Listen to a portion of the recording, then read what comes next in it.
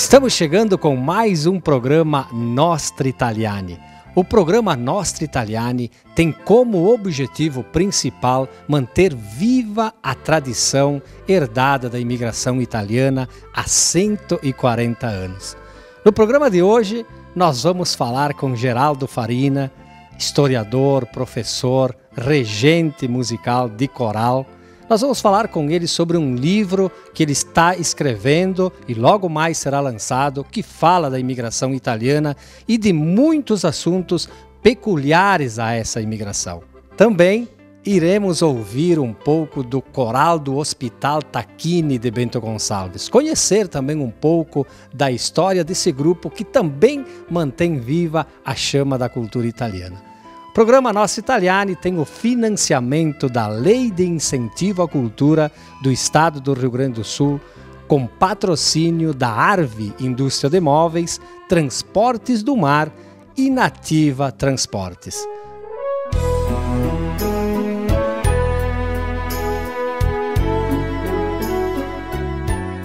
Agora é a vez de conversarmos então com o professor, historiador, regente Geraldo Farina. Tudo bem, Geraldo? Tudo bem, é um prazer muito grande. Acompanho o teu trabalho desde quando você participava dos festivais em Serafina Correia. Me lembro muito bem da vinda de vocês, dos prêmios que vocês começaram naquela época já a levar. E acompanho sempre a trajetória de vocês, que é muito vigorosa. Que bom, Geraldo. Mas vamos conversar um pouquinho do trabalho que tu estás fazendo. É o primeiro livro que tu escreves? Eu tenho escrito antes disso, uns anos atrás, a história de Nova Prata, a história de Veranópolis, mais na linha de história mesmo. E outro livro de crônicas, Reencontro. E agora eu estava parado no ato de escrever. Eu me dediquei intensamente aos coros, fundei vários coros e trabalhei com inúmeros coros. Mas nos 140 anos da imigração, eu percebi que a minha caminhada foi mas paralelamente a isso, felizmente ainda se mantém muitos valores da nossa cultura. Então eu quis refletir um pouco e escrever um pouco sobre esse aspecto. E acabei fechando tudo isso, que deu um livro de 260 páginas, que se chama O Vigor da Canção Popular Italiana no Rio Grande do Sul. Na verdade, eu abordo desde a vinda dos imigrantes, bem rapidamente, e mesmo no sofrimento dos navios, eles cantavam. Então, o primeiro capítulo é Cantare e Vivere. Eles, mesmo no sofrimento, eles também na despedida da Itália, Questo è il giorno di partenza, eles cantavam. Nos navios, na hora da dificuldade, cantos de sacros, cantos da prece. Depois eles foram aos pouquinhos formando essa colonização maravilhosa do nosso estado, que 140 anos depois nós usufruímos, mas nós nem fazemos ideia do quanto sofreram. E mesmo nesse sofrimento, jamais eles perdiam a esperança e a alegria de viver, e cantavam. E eles se encontravam, acima de tudo, nos filós, aquele encontro espontâneo das famílias, e cantavam. Eram nos filós que eles cultivavam muito a prece e o canto. Então, o segundo capítulo é exatamente Note de Filó. E eu me inspirei nos filós que o meu pai, que os meus tios, nos anos de 50, quando era piazinho, eu me lembro que eu via La Bella Violetta e aquela sonoridade nunca saiu de mim, e hoje ainda se canta La Bella Violetta. Eu me lembro de Massolini e Fiore, que cantavam de uma forma tão apaixonante e apaixonada, porque eles tinham que cantar mesmo para sobreviver. Eles se amparavam um ao outro. Então os filós era isso, era um encontro muito espontâneo, muito simples, aonde eles trocavam ideias, mas eles se apoiavam um no outro. Era uma solidariedade que saía espontânea. E aí eu fui percebendo que os filós foram muito importantes, e dos filós depois foram também surgindo grupos. Quantas famílias que tinham o seu coral. Eu vi isso lá no interior de Protásio Alves, eu vi isso aqui no interior de Bento Gonçalves, de Montebello. grupos que cantavam até a missa em latim completinha. E eles, a partir do filó, eles foram se organizando também nessa questão, digamos, sacra. E aí, então, depois eu passo para um terceiro capítulo, que são os festivais que aos poucos foram surgindo. Os festivais, desde aqueles muito espontâneos, muito simples, das cantorias italianas, alguns mais sofisticados dos corais. Aí eu trago a história de duas dezenas de corais importantes na região e de um bocado de cantorias, depois município por município. Então, ali eu diria que o filó foi muito importante, foi responsável pela manutenção da cultura, de um período muito grande. Quando, com a vinda da televisão, tivemos uma ruptura muito forte. E os filós daquele estilo sumiram. Que era o encontro das famílias, eles tinham tempo. Aliás, além do filó, eles cantavam nas capelas, final de tarde. Aí encontrei um bocado de músicas que tem 15 estrofes, 16 estrofes. E a gente se pergunta, parece inviável hoje. Acontece que eles tinham todo o tempo do mundo, né? Eles cantavam e ainda repetiam músicas de 15 minutos, era tranquilo para eles. Então aí vem um capítulo que se chama também Cantante de Capela. E depois desse Cantante de Capela vem os festivais.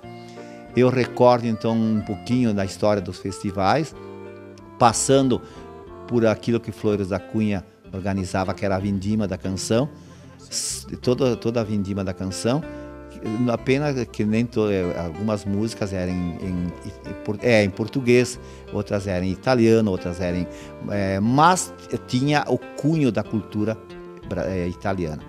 A história era voltada ao... Isso, inclusive houve a colonização, era a exigência. E até houve discussões muito fortes de que ele devia voltar para ser aquela... E em função disso também depois, enfim, os festivais também cansaram. Mas aí depois eu passo para um bloco dentro da história dos festivais, de Serafina Corrêa, que foram as cantorias italianas, que eu acho que foi o melhor movimento de uma época do Brasil. Aqueles festivais revelaram muitos valores, revelaram músicas. Tu não acha, Geraldo, que esse festival de Serafina foi aquele que impulsionou para a gente chegar hoje ao estágio que nós estamos na discussão do italiano? Foi, sem dúvida. Os festivais pegaram um momento que a cultura italiana estava quase indo para o beleléu, para não dizer para o saco, né? E essa preocupação de organizar os festivais, e também lá foi que nasceu, sim, esse movimento muito forte ligado ao Paulo Massulin, ao próprio Roberto Arroque, e aí tinha o Frei Rovílio Costa, que também incentivava muito. Quer dizer, foi uma tomada de consciência, uma tomada de consciência que precisamos fazer.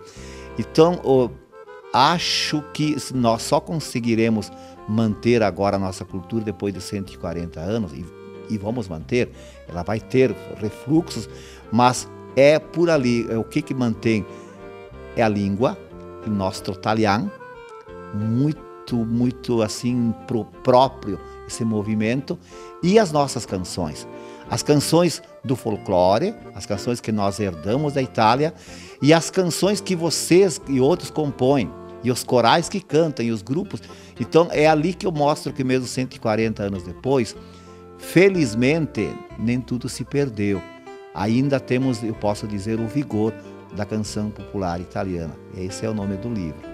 Então, é por ali. Eu pesquisei em 35 municípios. Não deu para fazer um trabalho mais elaborado, mais profundo, por falta de recursos e porque também eu tenho outros compromissos. Eu não pude me dedicar 6 meses especificamente a isso. Geraldo, qual é a tua descendência? Da onde são os teus descendentes? Bravo. O meu avô Rigo, que é do lado da minha mãe, ele era de Vicentino, de um piccolo paese que se chamava Costa Bissarra. Quando meu nono falava de Costa Bissarra, eu achava, meu nono tá louco, o que é Costa Bissarra? E depois, em 1986, quando eu escrevi a história da família Rigo, eu fui para Vicenza, e em Vicenza perguntei, c'è la città di Costa Bissara? Sì, vicina qua. E fui até lá, Costa Bissara.